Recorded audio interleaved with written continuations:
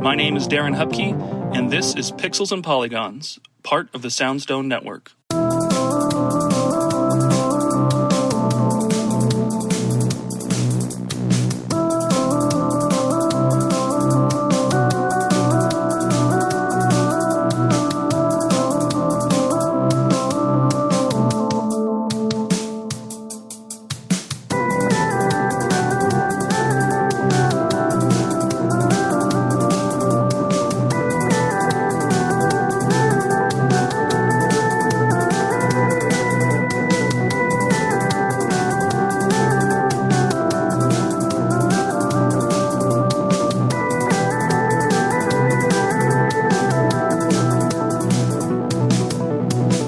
Hey everybody, welcome to a new episode of Pixels and Polygons. It's the conversational podcast about video games hosted by me, Darren Hupke.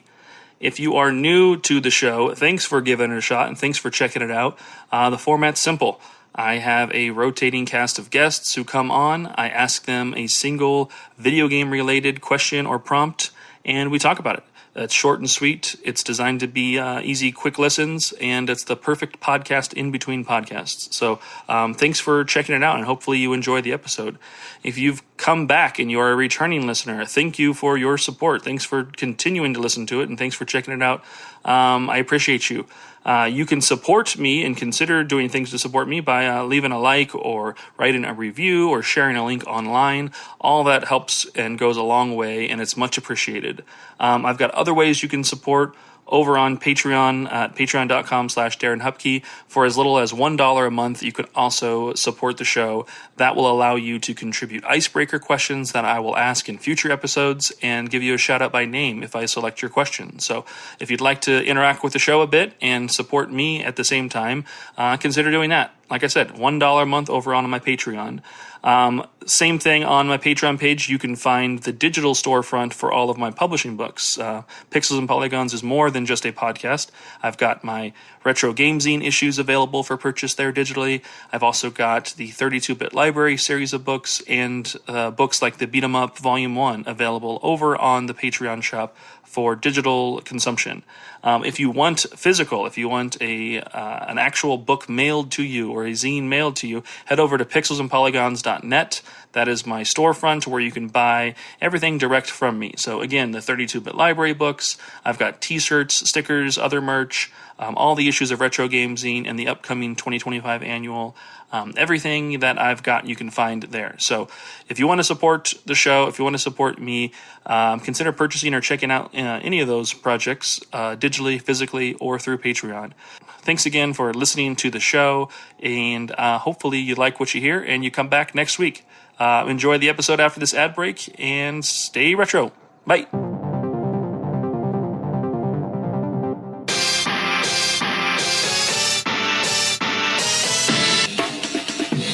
Listen to Flashback 64, the chronological Nintendo 64 podcast. Hosts Gooey, McKenna, and friends flashback to the 90s and early 2000s with a look at the Nintendo 64's catalog and its contemporary cultural and historical context. Starting with the console's launch titles and proceeding in release order, we discuss classics like GoldenEye, Super Mario 64, and Star Fox 64, as well as some not-so-beloved games, lesser-known titles, and everything in between. Along with game-specific deep dives, we also cover other bits of pop culture from the time, like films, music, and more. Subscribe wherever you get your podcasts.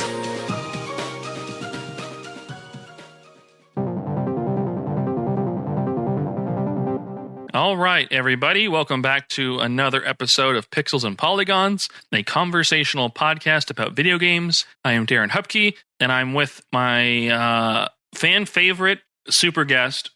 I feel like I invent new titles for every episode, and that's not a problem. But fan favorite super guest, Luis Aguasuras is back, calling in from the home state of New York, where you're at for now. Welcome back to the show, Luis. How you doing? I'm chilling. I'm just over here enjoying this fall weather, enjoying a blue sky here, New York, just looking out my window, and I can see the Empire State Building in all its glory, which is not the best skyscraper the Chrysler Building is, but you You kind of can't really choose which skyscraper you look at from here because rents are just too damn high.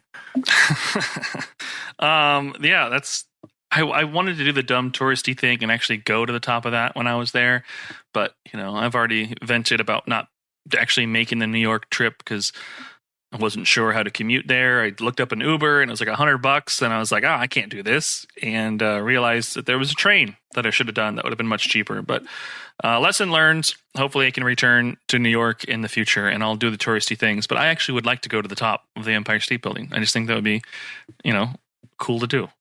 It's cheesy, but it's something I want to do. It's one of those things. I mean, I take it for granted since I live here, but I've done it. It is pretty expensive though.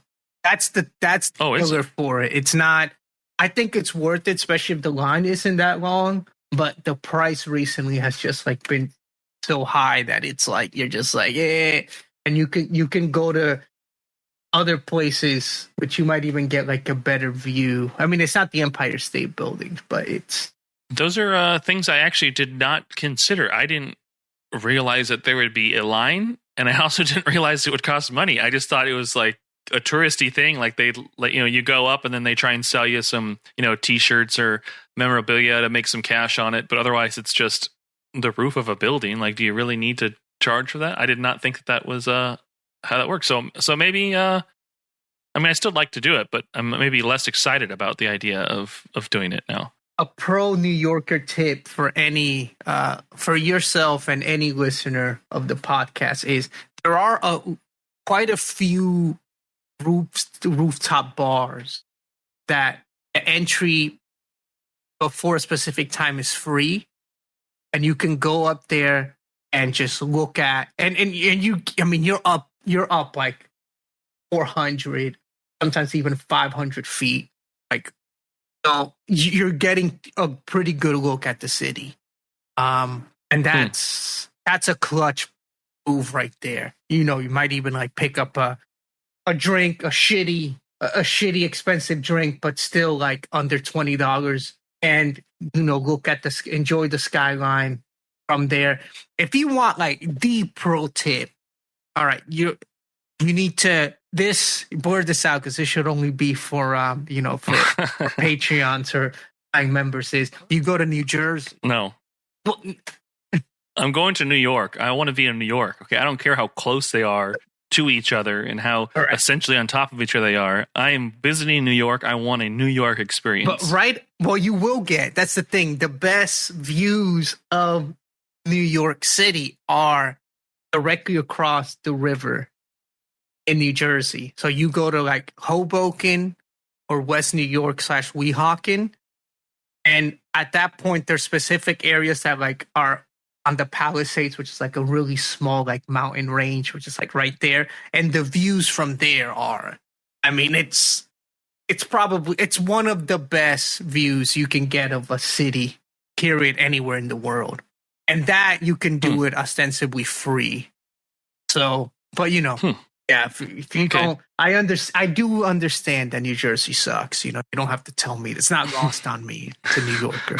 But I'm a child who grew up, and as the kids at school were talking about their favorite basketball teams, I was like, dude, I don't really know much about basketball. What am I going to do? I went home, of course, had a collection of basketball cards because that's just what a kid has in the early 90s. I started flipping through them, and I landed on a Patrick Ewing card, and I told myself, cool, Patrick Ewing's my favorite player. He plays for the Knicks, so the Knicks are going to be my favorite team. And that's how I became a diehard Knicks fan. Still am for life. And so, yeah, New York, all day. New Jersey sucks. I know all of the things. So, but I get what you're saying, though, that outside looking in view would get you a nice, scenic, panoramic, large scale, macro view of the city, which would be a nice, kind of thing, a touristy thing to do.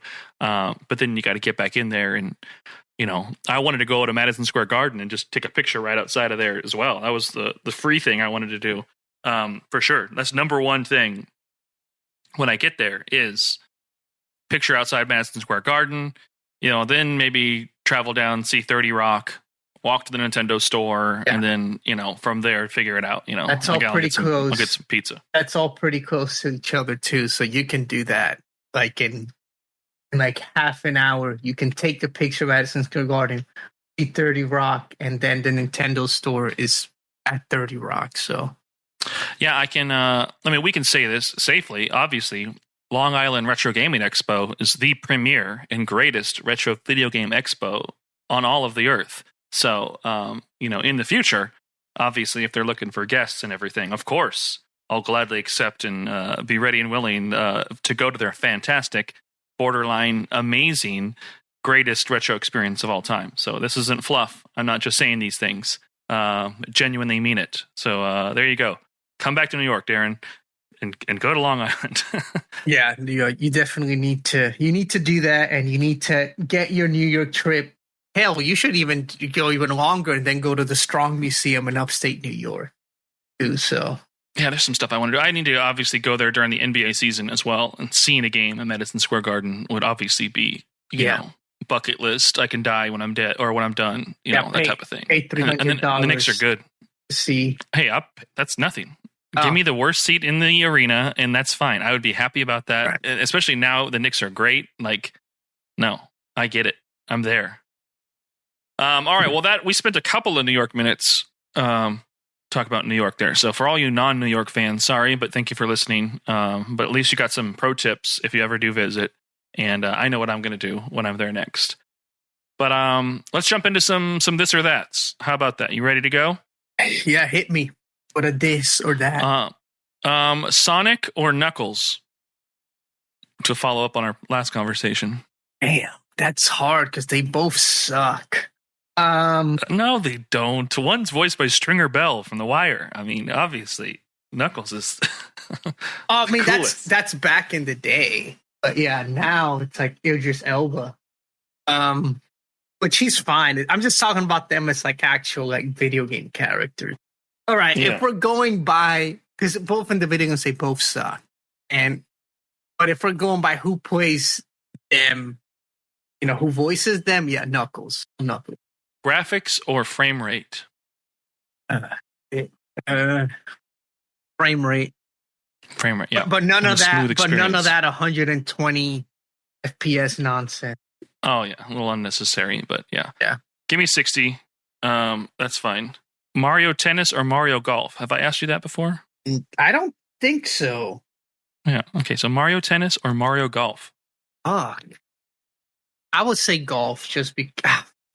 But both of them have those really awesome. The Game Boy Color. Yeah. That's the the advanced ones too. Yeah. That might be the hardest one. I said golf, so I'm gonna stick with golf. But it's either they're both great, both solid. Yep, yeah. That's the point. Try and get you to make a tough choice. But all right, that's this or that. So let's keep our brains mushy and get into an icebreaker question. But what game did you wrongly judge by its cover or its title? Oh, so many games. I'm just gonna say this. As a moron, as a child, Bubsy. I thought Bubsy was gonna be cool. Played that and really thought that video games were really stupid, like in a bad way. I'm saying this as a child. You know what it takes for a child who loves mascot platformers and irreverent humor to play something and be like, wow, this sucks. And maybe this whole thing relating to this sucks. So, Bubsy, I hate you. I know that new game looks promising. I had a chance of playing it. I didn't just because I just hate Bubsy that much. But I don't even know. The new Bubsy can be the greatest game ever made, and it will not redeem that series in my heart or in my mind. So, Bubsy, fuck you. Some people love their mascot platformers. Some people hate them. And we've just found where your heart is. Okay, we get it. We got it. Do not present Bubsy to Luis in the future. You've been warned. I mean, the Dragon Quest games are also one, like Dragon Warrior. I think those. I don't personally think that those that the U.S. Box covers are as good as the Japanese ones. But I think a lot of that's like a personal taste. I understand why they did it, but if I was into that type of stuff and I saw those, I wouldn't have picked those up. Yeah. That's I mean, there's definitely, obviously they lean away from the like original character art and like game art for the creation and the development of the game. Like they lean hard opposite of that when they brought those to North America and Europe back in the day. Now, obviously, we get parity. Like we understand the world is connected via the internet, everything, and we understand where these games, this original intent is able to maintain that throughout its worldwide releases. But yeah, back in the day, they'd almost try and like reimagine games, and you kind of got what you got, and you didn't quite know maybe where some of those roots lied. But I love that old, give me all that Toriyama art, give me all of the Amano art, give me all that. Like you shouldn't try and change that over with just generic US counterparts that we've gotten. No, you shouldn't. But yeah, we did it. That's the icebreaker. We're here and we're ready for the main event. This is what the people came here for. This is why everyone still listening is still listening. They want to hear the answer to this question. So Luis, do you have a favorite collector's edition or deluxe edition of a game? And do you collect other memorabilia from your favorite games? All right, I'm going to cheat. So I'd love to know the answer. I'm going to cheat here, and I'm going to pick a collector's edition that has 12 games. 12 games.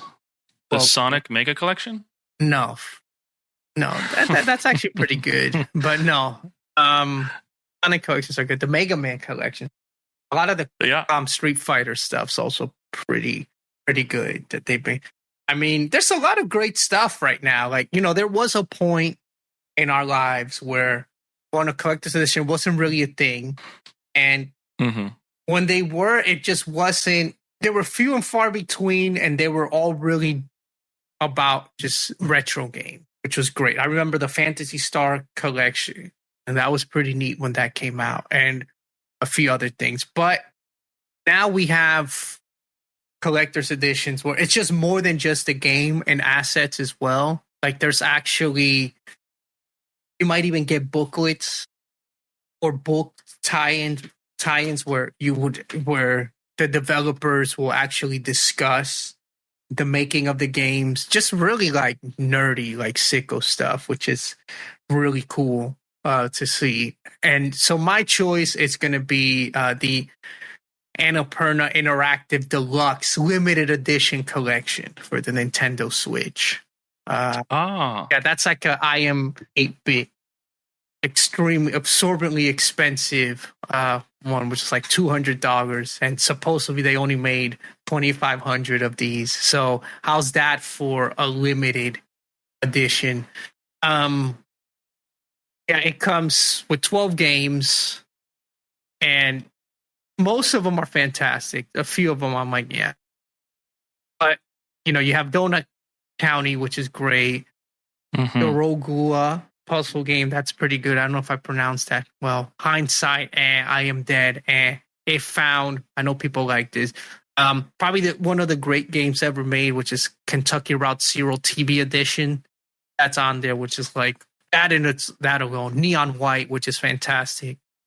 Sayonara Wild Hearts, that's also great. Solar Ash, and The Artful Escape, and The Pathless, and What Remains of Edith Finch, which is a great so-called walking simulator. So 12 games in that. Plus, it comes with, in a cartridge, in one Nintendo Switch cartridge, with a booklet that has a foreword by the founder of Annapurna, Nathan Gary, which just discussed like the studio's history and some of the games, and statements on each game by the folks who made them. So it's really neat. It's just super expensive. I wish something like this was more widely available. I know that the folks at Lost and Cult, they're having their editions, which should be coming out, if not later this year, earlier next year, which is going to be something similar to that, but with an individual game. And I mean, I interviewed, what's his name? Ryan Brown, who's a marketing director at Lost and Cult for Super Jump. I interviewed him back in June, and we talked a bit about that. And those might be, once those come out, those might be my definitive like answer to this question. But in the meantime, I will say it's the Annapurna Interactive Deluxe Limited Edition Collection for the Nintendo Switch. Yeah, that's a good set. It's funny, as you were naming through all the games, and you gave it a, swipe left, swipe right, hot take there. I think with my count, you were yay to 6 of them and nay to 6 of them. Is that fair? What do you think about half of them you're not as enthused about? I'm not as enthused about, but I think they're all like worthy games. And a lot of these are, they're fairly brisk experiences that you can play them and you can be like, yeah, this was cool. Or even if you don't enjoy them, it's like, it's time well spent because it's not, you're not spending like 30 hours on each of these. The thing is, like, the games here that are great are some of, like, not only some of the best games, in my opinion, they are very foundational in regarding the specific style of game. Like, What Remains of Edith Finch, that's, if you like, for all that, like,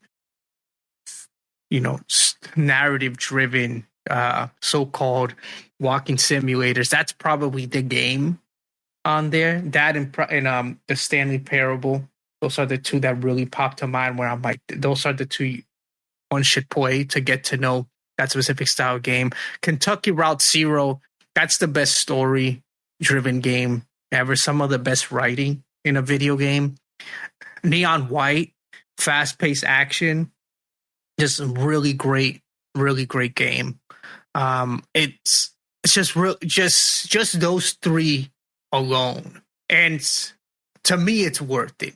The price, I don't know if it justifies the price, honestly. But what is price now? Like, just to be fair, it's just, who knows? Like, everything's so expensive now. Even if it's justified, even if like the cost is justified where it comes to like production of it, it's still, it's still money. And, and some people just, due to circumstances, just don't have that much access to it. So, but the games themselves speak for themselves. So, Well, cool. Well, that is a good choice. And I do like a good book, good writing. Obviously, we've done some writing ourselves, and you're contributing to the next 32-bit library book as well. So I love it when a good book companion or some like a meaty, behind the scenes type of thing is made. Like those Lost and Cult books, they're fantastic. I mean, I just got that Lock On number 6 in the mail, with like the big like a mono artwork and interview in there. But there's a ton of great stuff in there. And then I finally ordered. They did a book on Dead Space called Make Us Whole, which is kind of like a look back at that whole series and everything. I just ordered that a couple weeks back. So wait, my homie wrote that, Elijah. So that's great. Really? Yeah. So that's cool. Yeah. That's going to be pretty good. Yeah, they do a lot of great things there. And then the Animal Well, like Design Works, I have that pre-ordered as well. Like I love what they do. Austin Colt's some good folks who work with good people and put out some good stuff. So check out their stuff. I know you mentioned I Am 8-Bit as well. They've always do some fun collections and gaming related things as well too. So lots of good stuff to dive into and absorb. But yeah, if you ever do a book in a part of like a collection or some type of special edition thing, I'm always on board. I love a good book. that is all we've got then for this. Luis, anything you want to share or say to the listeners? Should they follow you somewhere? Should they check things out? Anything to look forward to that you've got planned in the future? This is kind of your space to kind of promote yourself. Yeah, I mean, they can follow me on Blue Sky. Just check my writings out online. I'm mainly writing on Unwinnable now, so you can check that out. I recently wrote a piece about Matt Alt and Anime NYC. Y'all can check that out. It's pretty good. I'm pretty happy with it. So it's fairly positive, which is good when you look at the state of the world. So, yeah. All right. Well, check out Luis. Give him a follow. And thanks, everybody, for listening. We'll be back again next week with more random gaming conversation. So thanks, everyone. Y'all have a good one. Goodbye. Bye. Hello, we are Kirby Conversations, a podcast on Kirby, along with other adjacent subjects like Smash Brothers, HAL Laboratory, and other related Nintendo games. In each episode, we take an in-depth, well-researched look at a Kirby topic, drawing on our decades of experience playing Kirby games, creating Kirby-related content, and working in and around the video game industry. I'm Sean Douglas. I'm a theater and video game journalist. And my name's Bridget. I'm an online Kirby commentator and collector. Our team also includes photographer and Nintendo ambassador Kai, Captain Dangerous Parker, and Gigi, the editor-in-chief of Wick Kirby. Join us for deep dives into Kirby's history, interviews with industry professionals, and even inside looks at Nintendo, as together we explore all things Kirby and HAL Laboratory. You can find Kirby Conversations on Apple, Spotify, or wherever you listen to podcasts.